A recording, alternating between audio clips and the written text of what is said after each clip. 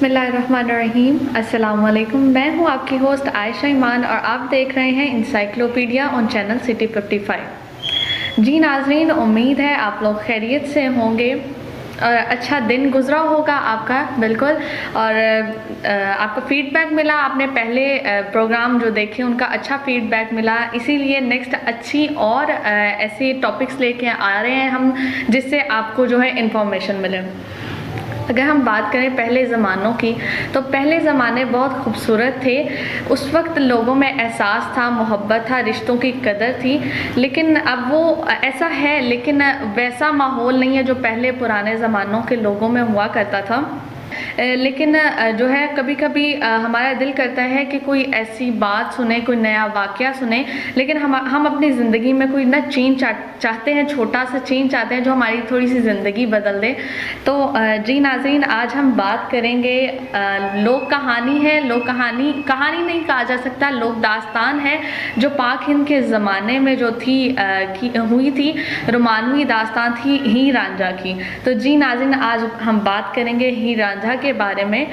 हीर रांझा की दास्तान हर एक ने सुनी भी होगी और कई इसके ऊपर फिल्में भी बनाई गई, ड्रामे भी किए गए, तो ज़रूर सबने देखी भी होगी। कुछ लोग होंगे जिन्होंने नहीं देखी होगी, लेकिन आज इसीलिए हम इसके बारे में बात करेंगे।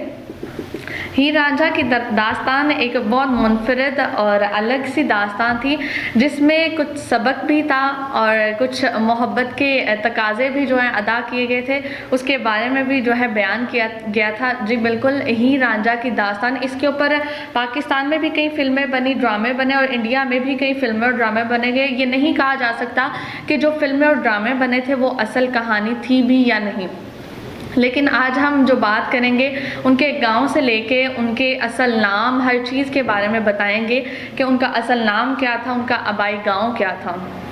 तो आज शुरू करते हैं हीर रांझा की कहानी के बारे में। हीर रांझा की कहानी जो है एक मुनफरिद थी, अलग सी कहानी थी जो सुनने वाले अक्सर ऐसा पुराने ज़माने में ऐसा हुआ करता था कि बड़े बूढ़े लोग जो है अक्सर काम से आकर आराम करने के लिए दोस्तों के साथ बैठकर कहीं दरख्त के नीचे, दरख्त के साए के नीचे बैठकर जो है कहानियाँ सुनाया करते थे।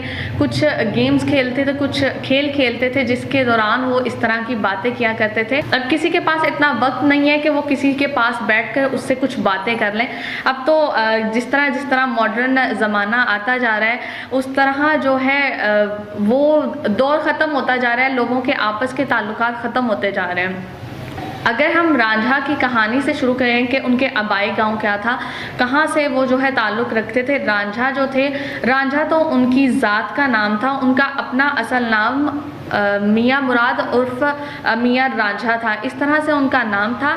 और जो है इनका आबाई गांव सरगोदा और इनका आबाई गांव जो था वो तख्ते हज़ारा था।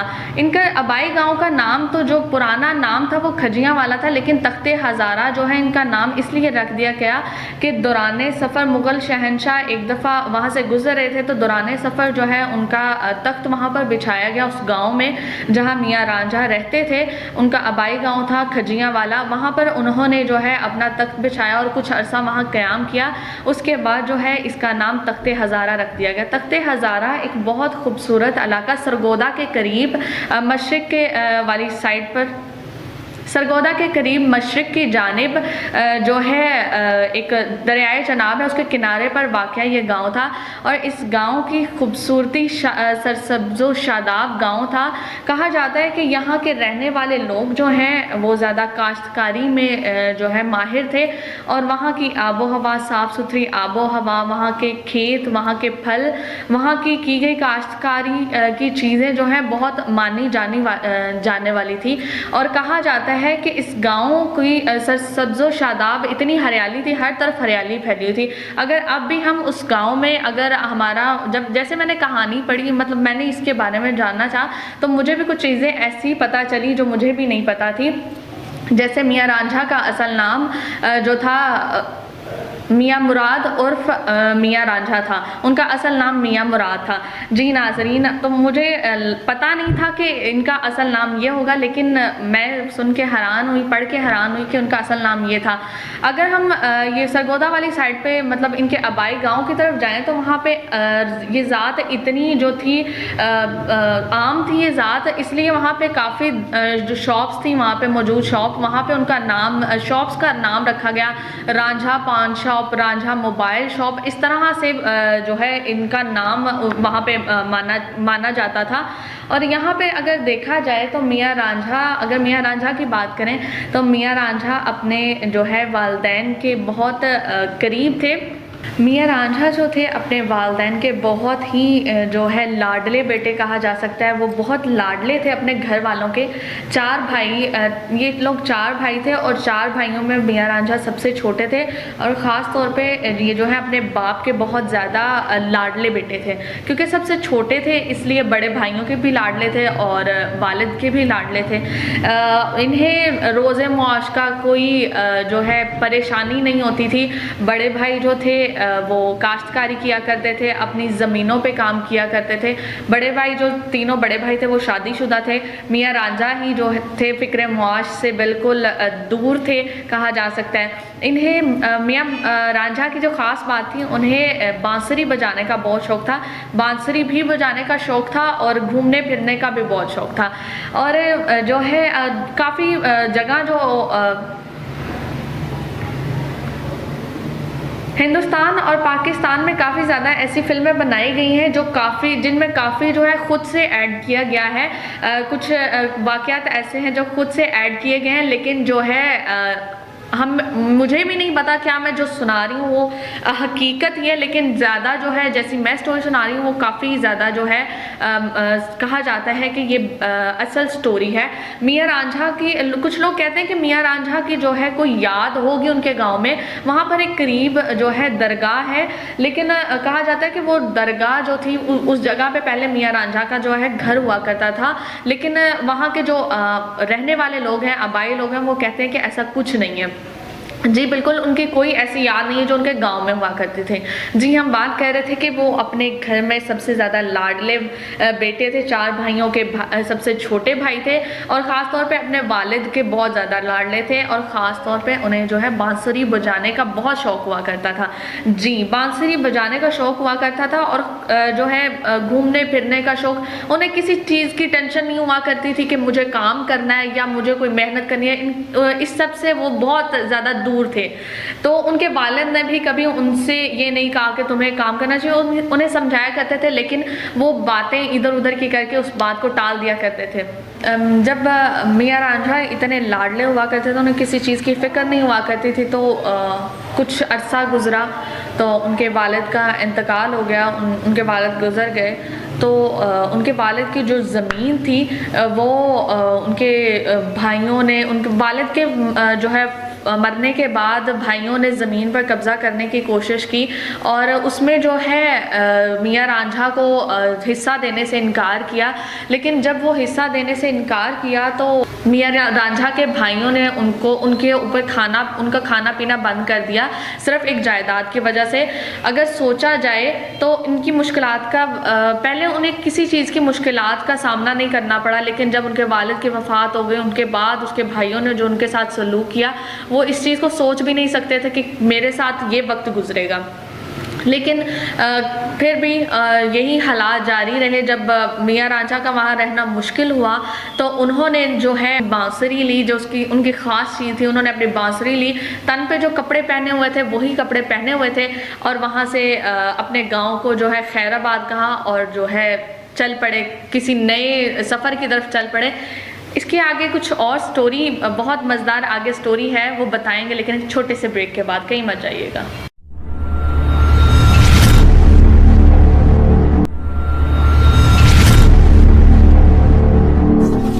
जी, वेलकम बैक नाजरीन, आप लोग देख रहे हैं encyclopedia with Ayesha Iman on your channel City 55। उम्मीद है कि आपको भी तजस्सुस हो रहा होगा कि आगे नेक्स्ट क्या स्टोरी होगी, क्या उनके साथ वाक़या पेश आया होगा, किस तरह वो हीर से मिले होंगे, किस तरह उनका आगे किस्सा चला होगा। मुझे भी जब मैं ये स्टोरी पढ़ रही थी तो मुझे भी थोड़ा थोड़ा तजस्सुस हो रहा था कि किसी तरह जल्दी से ये कहानी ख़त्म हो जाए और मुझे इसका लास्ट पता चले कि उनकी स्टोरी का लास्ट क्या था। अभी मैं आपको बताऊंगी। वही अगर बात करें, हमने स्टोरीज़ पढ़ी हैं, लेकिन जो है ड्रामे भी देखे हैं, कहानियाँ भी पढ़ी हैं इनके बारे में, लेकिन हम ये नहीं कह सकते कि क्या असल में ऐसा हुआ था। लेकिन हमें तो जो स्टोरी सुनी पढ़ी, हमने वही जो है आपको ख़ास तौर पे उन चीज़ों के बारे में बताना था, उनके गांव के बारे में, उनकी वो उस लाजवाल मोहब्बत के बारे में जो हीर और रांझा की लाजवाल मोहब्बत थी, जो अब आगे मैं आपको बताऊंगी कि क्या क्या उनके साथ पेश आया और कैसे कैसे जो है उनके साथ ये सफ़र उनका तय हुआ। तो जी, हम ब्रेक से पहले बात कर रहे थे कि उनका अपने भाइयों के साथ रहना मुश्किल हो गया था। उनको ज़मीन जो है ज़मीन के हिस्सा देने से उनके भाइयों ने इनकार कर दिया था कि हम तुम्हें जो है ज़मीन का हिस्सा नहीं देंगे। तो जब ये सब कुछ पेश आया तो रांझा ने सोचा कि मेरा यहाँ गुजारा नहीं है, मैं किस तरह रहूँ कि जब मेरे अपने ही मेरे दुश्मन हो गए। तो जी, मियाँ रांझा ने जो अपनी बांसुरी ली, अपने जो कपड़े लेने के बजाय उन्होंने जो अपने कपड़े पहने हुए थे, उन्होंने वही कपड़े पहने हुए वो घर से निकल गए और चलते चलते वो जो है पहुंच गए हीर सियाल के गांव पहुंच गए। जी, वहाँ पर किस तरह के मुश्किलात उनका सामना करना पड़ा, काफ़ी मुश्किलात का सामना करना पड़ा। जब वो हीर सियाल के गांव पहुँचे तो वो नदी के किनारे बैठे हुए थे। तो हीर जो है, हीर का असल नाम जो था वो इज़्ज़त बीबी उर्फ हीर था। उनका असल नाम जो था वो इज़्ज़त बीबी था। और अगर बात करें हीर की, तो वो उस वक्त की बहुत खूबसूरत जो है जानी मानी लड़की जाना जाता था। एक बहुत खूबसूरत नौजवान लड़की थी जिनका चर्चा हर एक की ज़ुबान पे था कि ये इतनी खूबसूरत लड़की हैं। तो जी, एक मरतबा रांझा जो थे, मियाँ रांझा नदी के किनारे बैठे हुए कुछ सोच रहे थे कि अचानक हीर जो है पानी भरने के लिए नदी के किनारे के पास आई। तो मियाँ रांझा की नज़र जो है हीर पर पड़ी और वो मियाँ रांझा उन्हें देखते रहे और इतना बेखुद होकर उन्होंने अपने हाथ में बांसुरी पकड़ी हुई थी। बांसुरी का तो उन्हें शौक ही था। तो वो हीर को देखते ही उनकी नज़रें उनसे हटी ना और उन्होंने बांसुरी बजाना शुरू कर दी। तो हीर की जब नज़र रांझा पे पड़ी तो उन्होंने समझा कि कोई आम सा जो है नौजवान ऐसे ही आके नदी के किनारे बैठा है। उन्होंने बात इधर उधर की, मतलब इधर उधर हो गई और वहाँ से चली गई। मियाँ रांझा जो थे हीर की मोहब्बत में, हीर के हुस्न में जो थे वो बिल्कुल गुम हो चुके थे। तो एक दफ़ा ऐसा हुआ, एक दो दफ़ा फिर उनकी इसी तरह मुलाकात हुई, कहीं रास्ते में देखते आते जाते देखा। तो जब भी इस तरह होता तो मियाँ रांझा जो थे वो बांसुरी बजाना शुरू कर देते हीर को देख के। हीर जो थी उनकी बांसुरी की बहुत शौकीन हो गई थी। तो उन्होंने इधर उधर से मियाँ रांझा की सुनगुन ली और अपने वालिद से बात की, क्योंकि मियाँ रांझा के पास कोई रोज़े मुआश नहीं था कि कहीं से वो कमा लेते खा लेते। उनके पास रहने का कोई ठिकाना नहीं था, बस इधर उधर ही जो है वो अपना वक्त गुजार लेते। तो जब हीर को पता चला कि इनके पास रोज़े मुआश नहीं है या किस तरह से वो गुजारा कर रहे होंगे अपना, तो उन्होंने अपने वालिद, हीर जो थी वो ठीक ठाक घराने से ताल्लुक़ रखती थी, ज़मींदार माँ बाप की बेटी थी। जो है हीर जो थी ज़मींदार माँ बाप की बेटी थी।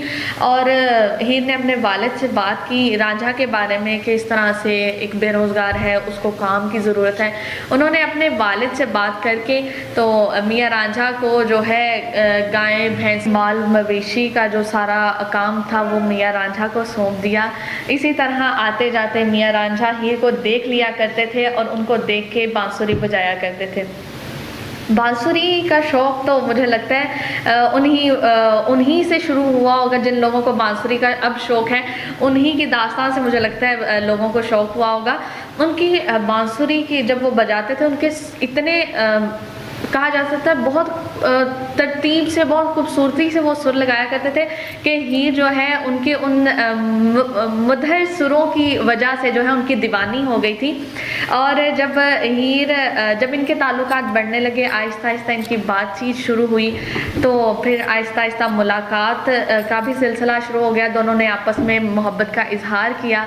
तो कुछ वक्त गुजरता गया और आहिस्ता आहिस्ता इनका जो है मुलाकात का सिलसिला शुरू हो गया। तो जब मुलाकात का सिलसिला शुरू हुआ तो काफ़ी अच्छी मुलाकातें रहीं, लेकिन हीर के एक चचा थे कीदू, उनका नाम था कीदू, और वो बहुत हासिद और लालची इंसान था। मुंह फट कहा जा सकता है कि वो इस तरह का इंसान था। तो वहाँ पे वो पहले ही उनसे जो है खफा कहा जा सकता है कि हीर के चचा जो है उनके वालिदैन से खफा रहते थे। उन्हें कोई मौका चाहिए था, अपनी हसद जो है, अपनी हसद की भड़ास निकालने के लिए कोई मौका चाहिए था। तो जब इसके हीर के चचा को, कीदू को, रांझा की और हीर की मुलाकात का पता चला तो इन्होंने ढिंडोरा पीटना शुरू कर दिया। आहिस्ता आहिस्ता हीर की और रांझे की जो है मुलाकात का चर्चा पूरे गांव में फैलता गया, और आहिस्ता आहिस्ता जब ये सब होता गया, कहा जा सकता है कि इनकी बदनामी का वक्त शुरू हो गया। जब वालिदैन हीर के माँ बाप को पता चला कि इन दोनों का ये जो है चक्कर चल रहा है, चक्कर ही कहा जा सकता है, इन दोनों का ये सिलसिला चल रहा है, तो इसकी भड़ास में आके, गुस्से में आके हीर के माँ बाप ने हीर की शादी कर दी। तो जब रांझे को ये सब पता चला तो उससे ये बर्दाश्त ना हो पाया कि उसकी चचा की इतनी हसद थी, उसको अपनी भड़ास निकालना उसको समझ नहीं आ रहा था कि मैं किस तरह से इन सबको तोड़ दूं। तो उसने अपना वो काम कर दिखाया, हीर को और रांझे को अलहदा कर दिया। जब वो उसने ये सारे मामलात सबको बताए, जब पूरे गांव में इनका चर्चा होने लग गया, इनकी मोहब्बत का चर्चा होने लग गया, तो हीर की जब शादी हो गई तो रांझा को पता चला कि जी हीर की शादी हो गई है। तो उसने उस गाँव को छोड़ा। वहाँ से उसको समझ नहीं आ रहा था कि मैं अब अपनी ज़िंदगी उसके बगैर कैसे गुजारूंगा। रांझा ने क्या किया, वहाँ से अपना साजो सामान, वही जो उनकी बांसुरी थी, वही जो कपड़े उन्होंने पहने हुए, वहीं से उन्होंने चल दिया, वहाँ से अपना नया सफ़र शुरू किया। लेकिन वो हीर को नहीं भूल पाए। आहिस्ता आहिस्ता अरसा गुजरता गया, उन्होंने जो है जंगल की तरफ अपना जो है रास्ता अपना लिया, जंगल की तरफ चल दिए। वहाँ पर उनकी किससे मुलाकात हुई, लेकिन इसके बारे में बताएंगे एक छोटे से ब्रेक के बाद। कहीं मत जाइएगा, एक छोटे से ब्रेक के बाद अभी वापस आते।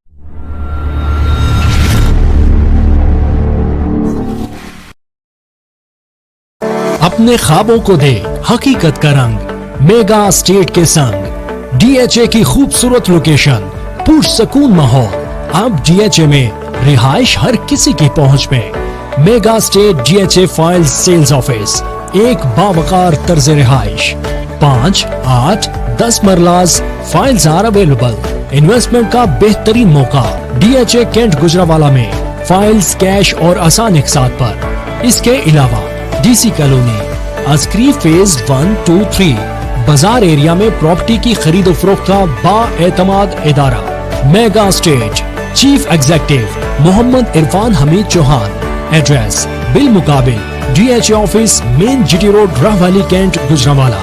Contact number 0331 464 3580, 0300 64 33923, 0324 7333 927 and 055 382 8444 000.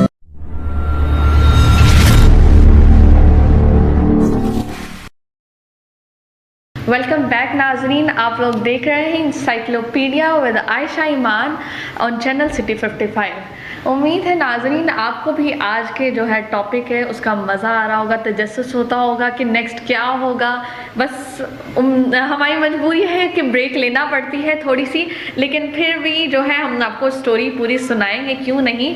अगर बात करें मियाँ रांझा और हीर की मोहब्बत की, तो उन्होंने अगर मोहब्बत की थी तो पाकीज़ा मोहब्बत की थी। ये नहीं कहा जा सकता कि जैसे आजकल की मोहब्बतें हैं, 2 दिन किसी और से प्यार हो गया तो 2 दिन उससे प्यार निभा लिया। ये आजकल की मोहब्बतें क्या इन्हें मोहब्बत कहा जा सकता है। आजकल जो है सिर्फ लोग अपने वक्त गुजारने के लिए किसी को कहा जा सकता है कि इस्तेमाल करते हैं, किसी का दिल। आजकल तो मोहब्बत की जगह लोगों के दिल दुखाए जाते हैं। लेकिन पहले ज़माने के लोग खूबसूरत थे, पहले ज़माने की बातें खूबसूरत थी, पहले ज़माने के जो लोगों के दिल थे उनके अंदर एहसास था, दूसरों के लिए प्यार था। लेकिन अब वो ऐसा वक्त नहीं रहा कि वो जैसे जैसे दुनिया आगे गुजरती जा रही है, नया दौर आता जा रहा है, नए लोग आते जा रहे हैं, एक आजकल तो सिर्फ लोगों को क्या रह गया है कि पैसा कमा लें, दूसरे से ज़्यादा बढ़कर कमा लें। हाँ, अगर आपके पास पैसा है, आपके पास कुछ ऐसी चीज़ें हैं जिससे आप दूसरे से बढ़कर लगें, किसी को कमतर ना समझे दूसरे को, लेकिन आप ये सोचें कि वो ज़माना बहुत खूबसूरत है जब लोगों को एक दूसरे का एहसास था। हम कहीं और जा रहे हैं, अपने टॉपिक से थोड़ा सा दूर जा रहे हैं, लेकिन हम अब वापस आते हैं अपने टॉपिक की तरफ, हीर रांझा की लाजवाल मोहब्बत की तरफ। तो जब हम कहाँ थे जी, बिल्कुल हम थे यहाँ पे कि हीर की जब शादी हो गई तो रांझा को पता चला कि हीर की शादी हो गई है। उनसे ये बर्दाश्त ना हुआ कि मतलब कि किस तरह से मैं उनके बगैर ज़िंदगी गुजारूंगा। उन्होंने ये कभी सोचा ही नहीं था कि ऐसा होगा कि मैं हीर और रांझा जो है एक दूसरे से अलहदा हो जाएंगे। लेकिन उनके चचा की वजह, कीदू की वजह से ये ऐसा मुमकिन हो गया कि उन्हें हीर की शादी कर दी गई और रांझा से हीर अलहदा हो गई।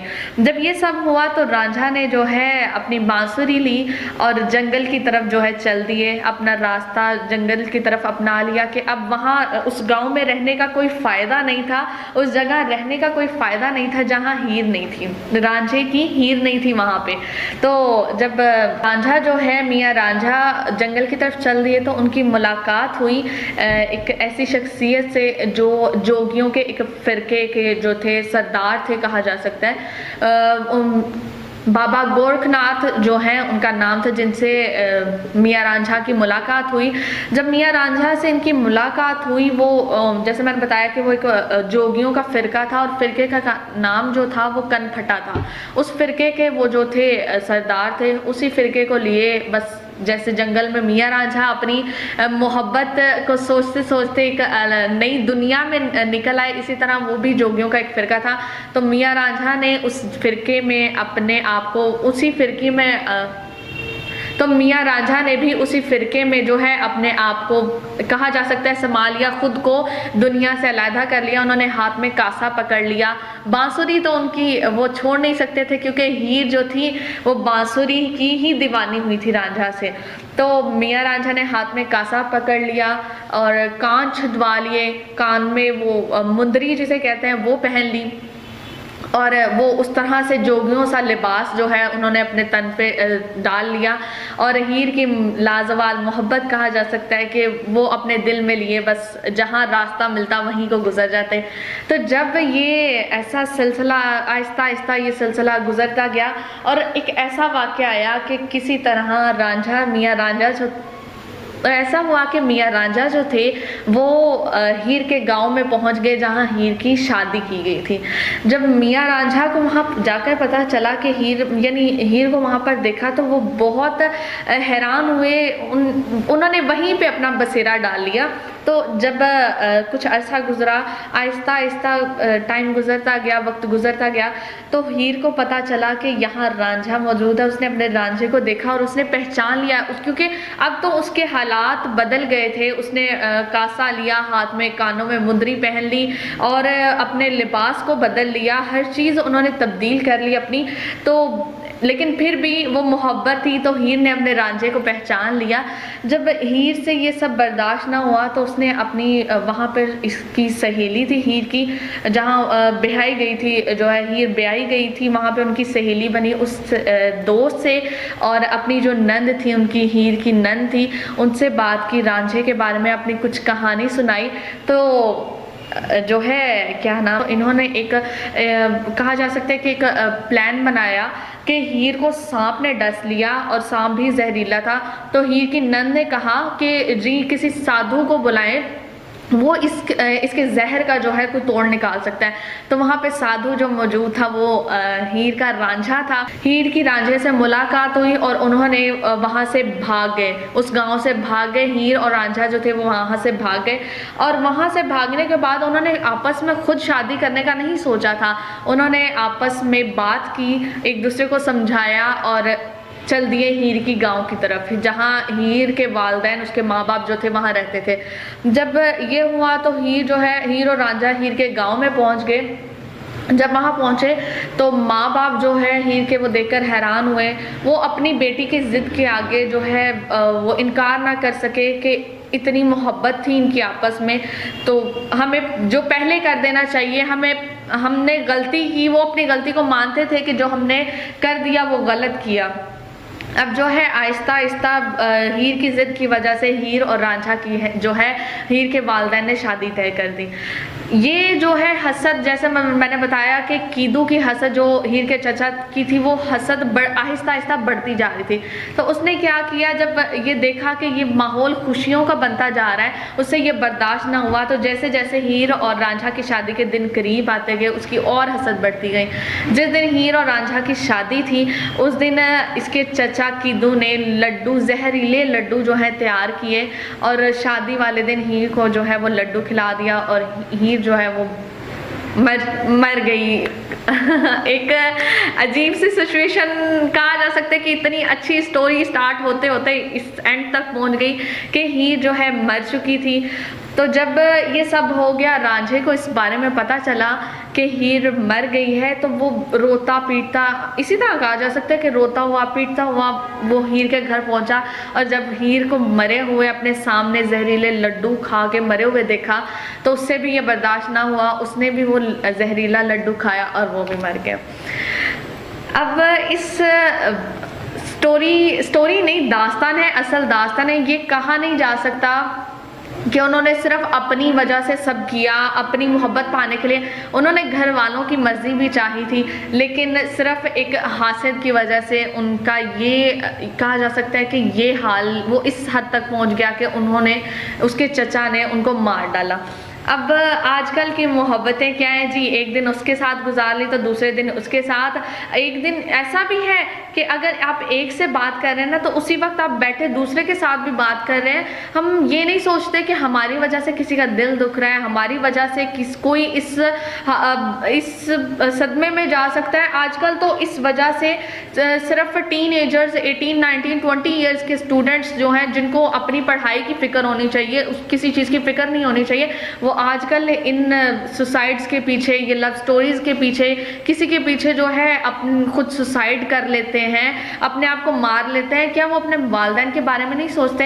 हीर रांझा की स्टोरी भी तो आपने सुनी है। क्या वो उन्होंने अपने माँ बाप के बगैर भी तो हीर शादी कर सकती थी जब दोबारा भागी थी रांझे के साथ, अपने शादी जहाँ उनकी शादी की गई थी वहाँ से वो रांझे के साथ भागी, लेकिन नहीं, उन्होंने घर वालों की मर्जी के साथ शादी करना चाहिए, लेकिन वो पूरी ना हो सकी।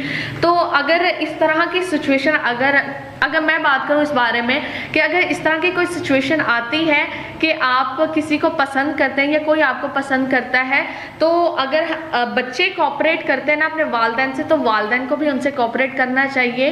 कि अगर ये कह सकते हैं कि मोहब्बत, असल में मोहब्बत करते हैं, सच्ची मोहब्बत करते हैं, तो इनमें रुकावट ना बने। ये ज़ात में, ये इन चीज़ों में कुछ नहीं रखा। आजकल हमने पैसा, जिसके पास पैसा है उसको अपनी बेटी देनी है, आजकल जिसके पास शोहरत है उसको अपनी बेटी देनी है। तो आजकल इखलाक देखें, इखलाक बहुत कम मिलता है। पैसा तो आने जाने वाली चीज़ है, वो मिल जाएगा दोबारा, लेकिन वो मोहब्बत, वो इखलाक, वो हुस्न इखलाक जो आपको कोई और नहीं दे सकता, वो इंसान आपकी बेटी को दे सकता है। हीर रांझा की स्टोरी आपने सुनी होगी, उम्मीद है आपको मज़ा भी आया होगा। तो इससे काफ़ी ज़्यादा इनडायरेक्ट मैसेज भी आपको मिलते हैं। तो इंशाल्लाह आपसे मुलाकात होगी एक नए टॉपिक के साथ, इसी वक्त इसी टाइम। इंसाइक्लोपीडिया विद आयशा ईमान इजाज़त दे। अब हमें इंशाल्लाह आपसे जल्द मुलाकात होगी नए टॉपिक के साथ। अल्लाह हाफिज़।